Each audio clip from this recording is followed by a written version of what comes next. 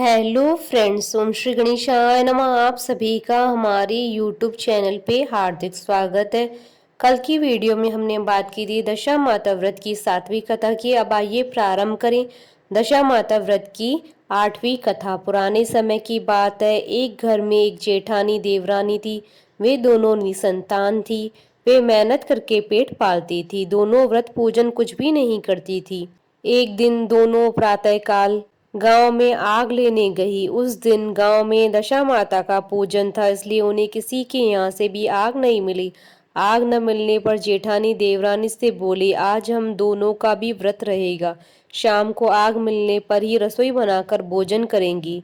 शाम हो जाने पर जेठानी अपनी पड़ोसन के यहाँ से आग लेने गई। पड़ोसन ने उसे आदर पूर्वक बैठाया। जेठानी ने पड़ोसन से पूछा, दशा माता का पूजन करने से क्या होता है? पड़ोसन ने बताया कि जिस बात की इच्छा करके डोरा लिया जाता है वह इच्छा पूर्ण हो जाती है।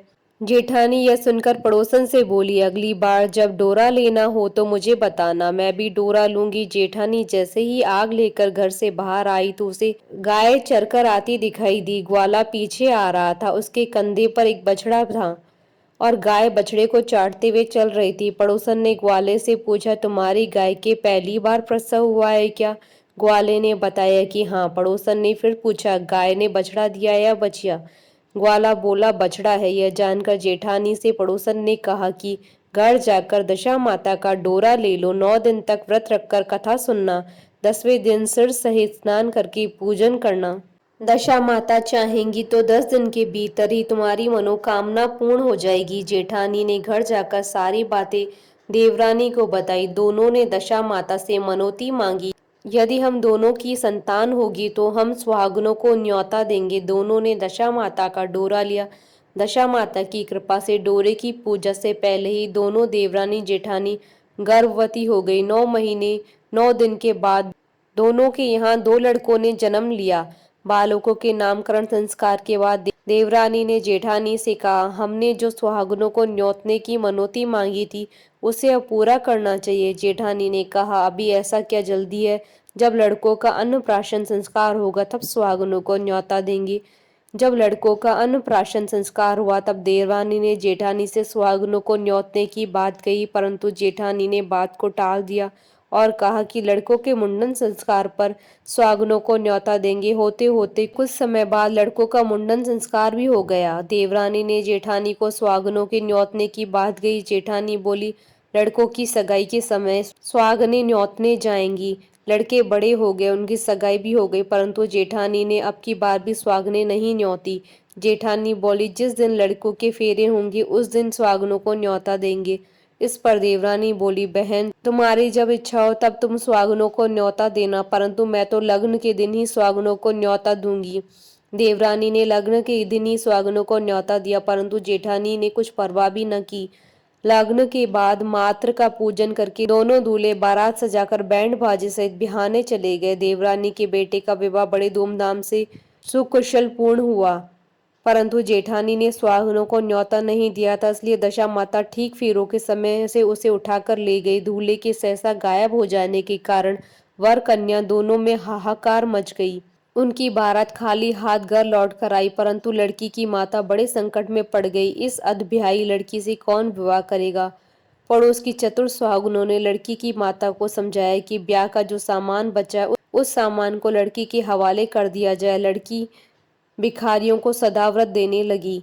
एक दिन एक साधु तीर्थ यात्रा करता हुआ वहां आया। गांव से घने जंगल में एक पीपल का पेड़ था। लोग इस पीपल के पेड़ को पारस पीपल कहते थे। उसी पेड़ पर दशा माता का निवास था। साधु चलता चलता शाम को उसी पेड़ के नीचे ठहर गया। झाड़ूदार ने आकर उसी पेड़ के पास के मैदान में झाड़ू लगाई। बिस्ती ने मस्क से वहां पर छिड़काव कर दिया और माली ने फूल बिखेर दिए। तब अनेक देवता अनेक प्रकार की पोशाक पहनकर आने लगे तथा स्थान पर बैठने लगे। सबसे बाद में स्वर्ग के राजा इंद्र का सिंहासन उतरा। इसी के साथ स्वर्ग की अप्सराएं आकर भी सिंहासन के चारों ओर नाचने लगी। उसी समय अधब्याय लड़के को गोद में लेकर दशा माता पीपल के पेड़ के नीचे उतरी। इंद्र के साथ स्वर्ग से एक सूरा गाय भी आई थी। उसने 2 गिलास दूध दिया था। अधब्याय लड़के ने एक भाग के गिलास का दूध रख लिया था, दूसरे गिलास का दूध भी पी लिया था। जब तक अप्सराओं का नाच गाना होता रहा, दशा माता लड़के को गोद में लेकर बैठी रही। प्रातःकाल होते ही देवताओं का दरबार भंग हुआ। साधु भी वहां से चलकर गांव में आया। साधु महाराज गांव में भिक्षा मांगते मांगते अधब्याई लड़की के घर पहुंचा। लड़की ने आदर पूर्वक साधु को बैठाया और भोजन तैयार किया।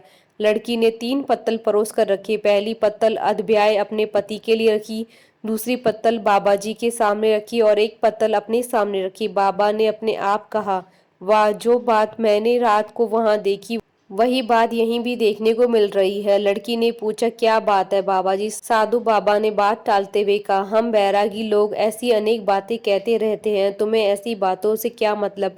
तुम तो भोजन करो और भगवान का भजन करो। लड़की ने हठ पकड़ ली। उसने कहा, जब तक आप अपनी कही बात का खुलासा नहीं करेंगे मैं भोजन नहीं करूंगी। इस पर भी साधु बाबा चुप रहे। तब लड़की बोली, आप साधु हैं और मैं सती हूँ। आप या तो अपने कथन को स्पष्ट कीजिए, आपने रात में क्या देखा, नहीं तो मैं आपको शाप दे दूंगी। तब साधु बाबा ने रात का सारा किस्सा कह सुनाया। सुनकर लड़की ने बाबा के साथ पीपल के पेड़ के पास जाने का निश्चय कर लिया। साधु बाबा आगे चले और लड़की उनके पीछे पीछे चलती रही। साधु बाबा लड़की को पारस पीपल के पास छोड़कर चले गए। संध्या होने पर नित्य की तरह जमादार ने झाड़ू लगाई, बिस्ती ने अपनी मस्क से पानी का छिड़काव किया, माली ने फूल बिछाए, देवताओं के राजा इंद्र आए, अप्सराओं का नाच गान प्रारंभ हो गया। उसी समय दशा माता पीपल के पेड़ से उतरकर दरबार में बैठ गई। लड़की ने सूरा गाय का दूध लिया और एक गिलास अधब्याई लड़की के लिए रख लिया। जैसे ही लड़के ने दूध का गिलास मुंह पर लगाया, त्यों ही लड़की दूसरा गिलास हाथ में लेकर वर के सामने आ गई। वह बोली, अपना भाग लेने के लिए मैं उपस्थित हूँ। मेरे लिए क्या आज्ञा है? मैं सेवा करने के लिए तैयार हूँ। तब लड़का बोला, मैं इस तरह से तुम्हें नहीं मिल सकता। मैं दशा माता की सेवा में रहता हूँ। मुझे अभी दरबार में जाकर दशा माता की गोद में बैठना होगा। यदि तुम्हें मुझसे प्यार है तो दशा माता को प्रसन्न करके उनसे अपने लिए मांग सकती हूँ, तब मैं तुम्हारा हो सकता हूँ। लड़का दूध पीकर दशा माता की गोद में जाकर बैठा। लड़की अप्सराओं के साथ नाच गाने लगी। जब सवेरा हुआ तो दशा माता ने इस नई लड़की को बुलाकर पूछा, तुम कौन हो? तुम्हारे नाचने से मैं बहुत प्रसन्न हुई हूँ, जो कुछ मांगना हो मांग लो। लड़की ने दशा माता से वचन ले लिया कि मैं जो कुछ भी मांगूंगी वह आप मुझे प्रदान करेंगी। तथास्तु कहने के बाद लड़की ने दशा माता से अपने पति को पकड़कर कहा, मुझे यही चाहिए। दशा माता ने कहा, तूने मांगा तो बहुत, परंतु मैं वचन दे चुकी हूँ, इसी कारण मैं तेरे पति को तुझे वापस देती हूँ। राजा इंद्र ने पूछा कि भगवती, यह सब क्या राज है? मैं इस राज को जानना चाहता हूँ। तब दशा माता ने बताया कि यह लड़का मेरे वरदान से ही प्राप्त हुआ है और उसकी माता ने मनौती मांगी थी कि लड़का पैदा होने पर सुहागनों को न्योता दूंगी, परंतु उसने अभी तक अपना वचन पूरा नहीं किया। इस कारण मैं इस लड़के को विवाह मंडप से उठा लाई थी। यह लड़की उसकी अध्यायी पत्नी और पतिव्रता है। पतिव्रता होने के कारण यह देव समाज में पहुंचकर मुझसे अपना पति मांग रही है। दशा माता के ऐसे वचन सुनकर इंद्र सहित सब देवताओं ने वर वधू के ऊपर पुष्प की वर्षा की। तब तक साधु बाबा भी वहां पर आ गए। साधु बाबा दूल्हा और दुल्हन को साथ लेकर गांव की ओर चल पड़े। जब ये तीनों गांव के समीप पहुंचे तो गांव वालों ने दूल्हा दुल्हन को देखकर लड़की के पिता को सूचना दी कि तुम्हारी पुत्री अपने दूल्हे के साथ आ रही है। जिस दिन से लड़की चली गई थी उसके पिता ने लोकाहास के डर से बाहर निकलना बंद कर दिया था। गांव वालों की यह बात सुनकर उसने घर के किवाड़ बंद कर लिए। उसने समझा कि लड़की साधु बाबा के साथ आ रही होगी, इसलिए लोग मेरा उपहास कर रहे हैं। जब गांव के गणमान्य व्यक्तियों ने भी वही बात बताई तब उसने किवाड़ खोले और बाहर निकला। जब उसने सचमुच अपने द्वार पर लड़की और दामाद को खड़े देखा तो उसकी प्रसन्नता का ठिकाना न रहा।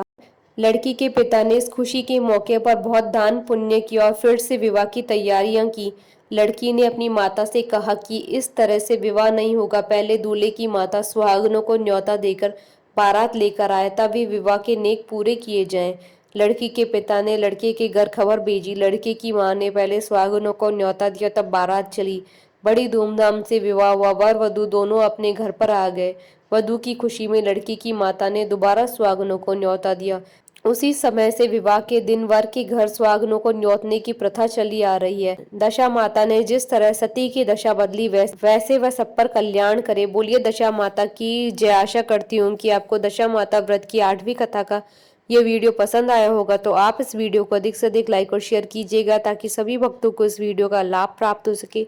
आप हमारे चैनल को सब्सक्राइब जरूर कीजिएगा अगर अब तक नहीं किया है तो, ताकि आप और हम कनेक्टेड रहें। साथ ही प्रेस करना ना भूलिएगा बेल आइकन को, जिससे नए वीडियो से रिलेटेड नोटिफिकेशन आपको तुरंत प्राप्त हो सके। ओम श्री गणेशाय नमः।